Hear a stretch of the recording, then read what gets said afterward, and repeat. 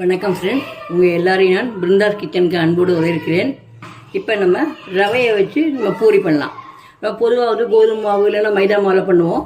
இப்போ ரவையை வச்சு பண்ணலாம். அதுக்கு முன்னாடி நீங்கள் எல்லாம் ஃபஸ்ட் டைம் பார்க்குறீங்கன்னாக்க என் சேனலை சப்ஸ்கிரைப் பண்ணிச்சுங்க. அதோட பெல் ஐக்கானையும் கிளிக் பண்ணிச்சுங்க. வாங்க வீடியோக்குள்ளே போகலாம். இப்போ அந்த ரவையை நம்ம மிக்சியில் போட்டு அரைச்சின்னு வரலாம். அதுக்கு முன்னாடி நான் கல் உப்பு போடுறதுனால அது தேவையான உப்பு அதையும் போட்டுறேன். நான் போட்டு அரைச்சி எடுத்துன்னு வரேன். இப்போ அரைச்சாச்சு, அதை ஒரு பவுலில் போட்டுக்கலாம். அதிலேயே உப்பையும் சேர்த்து போட்டு அரைச்சி வந்துட்டேன். இப்போ நம்ம தண்ணி விட்டு பிசையலாம்.